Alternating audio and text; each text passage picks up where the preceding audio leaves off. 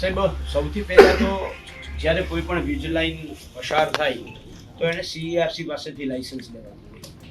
આ સીઈઆરસી પાસેથી જે લાયસન્સ લેવાનું છે એના માટે એને અલગ અલગ 2 કે 3 રફ રૂટ મેપ એને આપવાના હોય અને એ રફ રૂટ મેપ જે છે એમાં બહુ સ્પષ્ટતા સાથે નિયમો પણ એવું કહે છે કે ફળદ્રુપ જમીન ઓછી થાય જેની અંદર અને જે બિન ઉપજાઉ જમીન છે એ વધારે એમાં પોલ આવે અને એ રીતે લાઈન પસાર થાય. એક બરાબર સાહેબ અત્યારે જે આપણે અહીંયા નવાગામ લાલપુરથી ચાલુ કરી અને માળિયા જે રિલાયન્સની 765 કેવીની લાઈન છે સાહેબ એ આમ કચ્છથી આવે છે અને માળિયા પાસેથી આ બાજુ વળે છે. આપણે વળે છે ત્યાંથી જ આપણે લેવાનું છે, આગળને તો આપણે કંઈ લાગુ નથી પડતું સાહેબ. ત્યાંથી તમે છેક નવાગામ સુધી માત્ર 15 કિલોમીટર આ બાજુ હાલો, 20 કિલોમીટર ક્યાંક આવશે, ક્યાંક 25 કિલોમીટર આવશે, પણ 15 થી 25 કિલોમીટરનો આખો જે રૂટ મેપ તૈયાર થાય સાહેબ એવું હોય તો હું તૈયાર કરીને આપને આપી જાઉં બરાબર છે. એ રૂટ મેપ મુજબ સાહેબ જોઉં તો આખા લાઈનમાં 35 થી 40 જ ખેડૂતો આવે, બાકી આખું દરિયા કિનારે આખી લાઈન નીકળી જાય એમ છે. તો સાહેબ આ લાઈન જે અત્યારે અહીંથી આ પસાર કરી છે એ સંપૂર્ણ ખેડૂતોના ખેતરમાંથી ફળદ્રુપ જમીનમાં આ લાઈન આખી એટલે સીઈઆરસી ના જે નોર્મ્સ છે બરાબર છે એ નોર્મ્સનો સંપૂર્ણ ભંગ થઈ અને ખેડૂતોના ખેતરોમાંથી ફળદ્રુપ જમીનમાંથી સાહેબ તો શું કામ દરિયા કિનારે લાઈન ના નીકળે, આખી લાઈનનો રૂટ મેપ ચેન્જ થાય એવી અમારી બહુ સ્પષ્ટ માંગ છે સાહેબ. નંબર 1. નંબર 2 સાહેબ આ આપના દ્વારા આ હુકમો થયેલા છે માનનીય કલેક્ટર શ્રી જામનગર દ્વારા અને આ હુકમો 20 ઓગસ્ટ 2025 ના રોજ થયેલો છે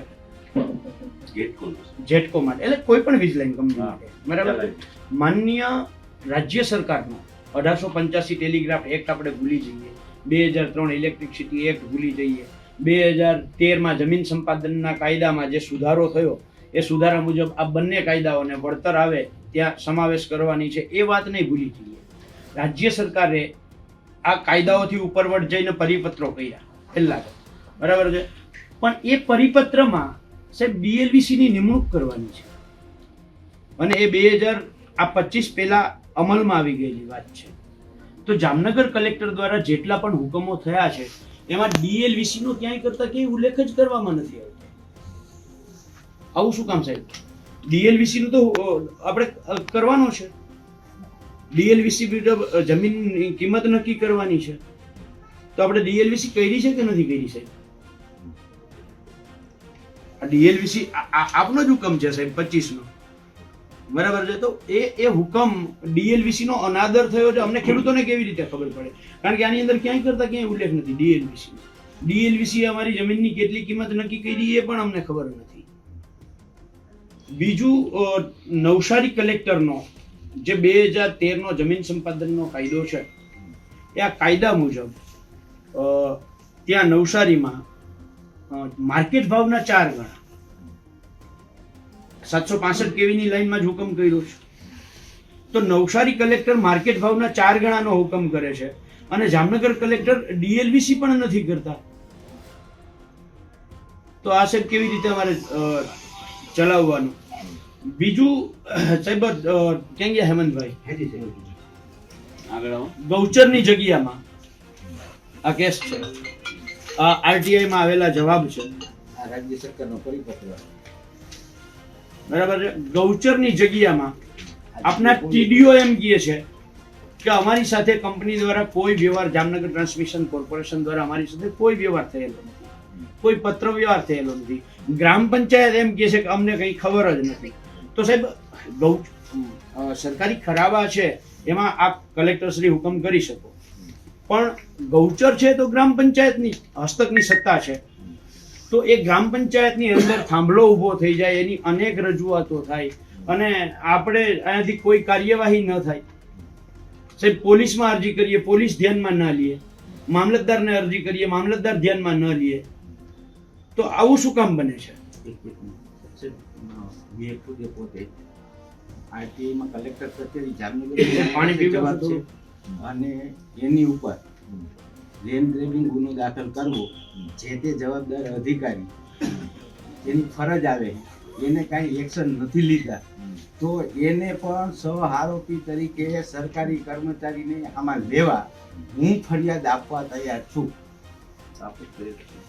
નહીં સાહેબ, મેં અહીંયા ઓલરેડી કલેક્ટર સાહેબને તમને કદાચ તમારા ધ્યાનમાં હશે અરજી આપેલી જ છે એક્શન લેવાની, તમારે ખાલી લેવડાવવાના છે.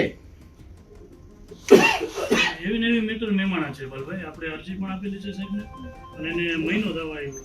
ગૌચરમાં દબાણ છે, ટાવર લાઈન 70 થી 80 પોલ ખોડેલા છે, 70 થી 80 પોલ. આપણે અહીંયા અરજી અહીંયા પણ આપી છે, પ્રાંત સાહેબને આપી છે અને મુખ્યમંત્રી સુધી પણ લેટર લખ્યું, પણ એની કઈ કાર્યવાહી નથી થઈ. અને ગૌચરમાં ઘણું બધું દબાણ છે અને સરપંચને ખબર નથી. સાહેબ બીજું, આપ સાહેબ જ્યારે ખેડૂતોને બોલાવો છો નોટિસ આપીને, ત્યારે એ નોટિસના આધારે આપ સાહેબ હુકમ કરો છો ખેડૂતને સાંભળ્યા પછી. સાહેબ એમાં કંપની દ્વારા જે પ્રોસેસ થઈ છે એના કાગળિયા ખેડૂતને કેમ ના આપી શકો સાહેબ? આપ તો ન્યાયાધીશ છો, આપ મેજિસ્ટ્રેટ તરીકે અમને બોલાવો છો. જ્યારે મેજિસ્ટ્રેટ તરીકે આપ અમને બોલાવો છો, માની લો કે આ વાદી છે ને હું પ્રતિવાદી છું, તો વાદીને જે ડોક્યુમેન્ટ જોતા હોય એ પ્રતિવાદીના અપાવવાની જવાબદારી એઝ અ ન્યાયાધીશ આપની છે, અને પ્રતિવાદીને જે ડોક્યુમેન્ટ વાદીના જોતા હોઈએ એ અપાવવાની જવાબદારી આપની છે સાહેબ.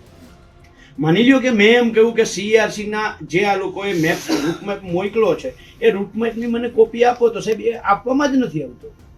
તો સાહેબ આપ સાહેબને મારી નમ્ર અરજ છે કે હવે પછી જામનગર કલેક્ટર પાસેથી અમે અપેક્ષા રાખીએ છીએ, ન્યાયાધીશ પાસેથી અપેક્ષા રાખીએ છીએ કે જ્યારે કોઈ પણ ખેડૂત એને સુનાવણીમાં બોલાવવામાં આવે અને એ લીગલી ડોક્યુમેન્ટ કંપની પાસેથી જેટલા મંગાવવાના થાય એ કંપની પાસેથી લઈ અને અપાવવા, એ એઝ એ ન્યાયાધીશ આપ એમાં સારી રીતે ખેડૂતોને મદદ કરશો અને ન્યાયાધીશ તરીકે બંને ત્રાજવાઓ ઉપર નીચે ક્યાંય ન થાય એનું ખાસ તકેદારી રાખશો. કારણ કે સાહેબ કંપની નામદાર પંજાબ હાઈકોર્ટનો જે હુકમ છે એ મુજબ કંપનીએ આ લાયસન્સ લેવા માટે જે જાહેરનામું બહાર પાડે છે એના આધારે કેન્દ્ર સરકાર જે ગેજેટ આપે છે, તો આ જાહેરનામું બહાર પાડવામાં એ તો ગામના નામો લખે છે.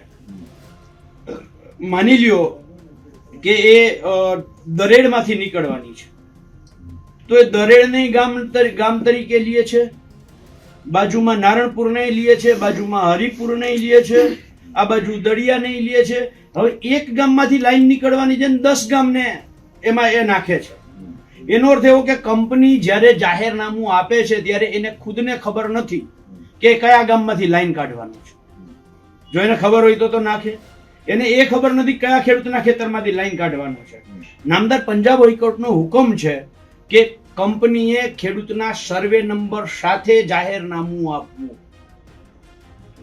બરાબર છે? તો આપ એઝ એ ન્યાયાધીશ શું મોટો કંપનીને પૂછી શકો કે ભાઈ આ જાહેરનામામાં તમે ગામ દીઠ આપ્યું છે કે સર્વે નંબર દીઠ આપ્યું છે? સાહેબ આપણા જિલ્લાની અંદર એક પણ જાહેરનામું એક પણ કંપનીનું એવું નથી કે જે સર્વે નંબર વાઇઝ આપ્યું. આજની તારીખમાં ખેડૂતને કંપની જ્યારે નોટિસ આપવા જાય છે, હવે એ ચાલુ થયું છે અમારી આ લડાઈ પછી, બાકી તો કોઈ જાતું જ નહોતું. બરાબર છે? તો એ સાહેબ ત્યાં ખેડૂત કાગળિયા માંગે છે, કોઈ કાગળિયા જ નથી આપતા. તો અમને જ્યાં સુધી કાગળિયા ન મળે ત્યાં સુધી અમારે વકીલ રાખવો છે કે મારે ખુદને અભ્યાસ કરીને તમારી સામે કોઈ જવાબ રજૂ કરવો છે.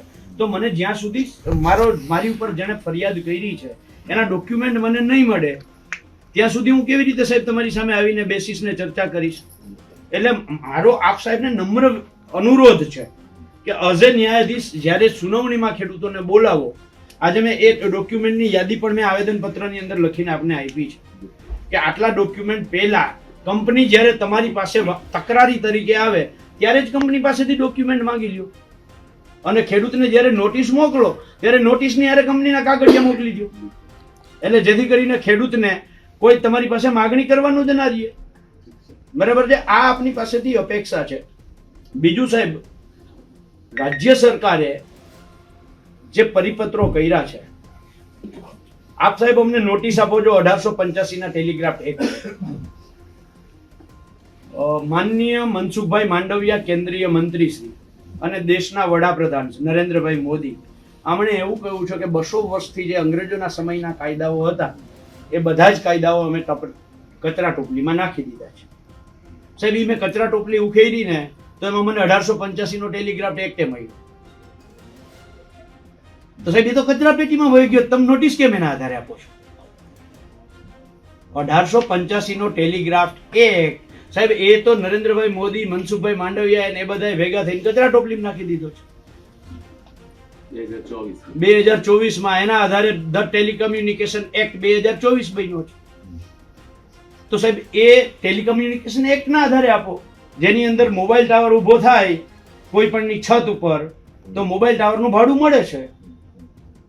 જ્યારે બીજાની મિલકતનો તમે ઉપયોગ કરો છો તો એનું ભાડું મળે છે. એવી જ રીતે ટેલિકમ્યુનિકેશન એક્ટ મુજબ અમને ખેડૂતોના ખેતરમાં થાંભલો નાખે ને અમને અમારી હારે ભાડું નક્કી કરે, જેમ મોબાઈલ ટાવર વાળા હારે નક્કી કરે.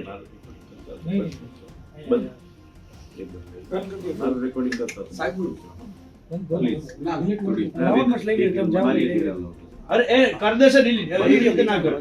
વિશ્વાસ રાખો અમારી પર. હા લાઈવ કરો છો બરાબર છે. જુદા જુદા એંગલ થી કરતા હોય એમ રાખજો ભાઈ. ચાલ એટલે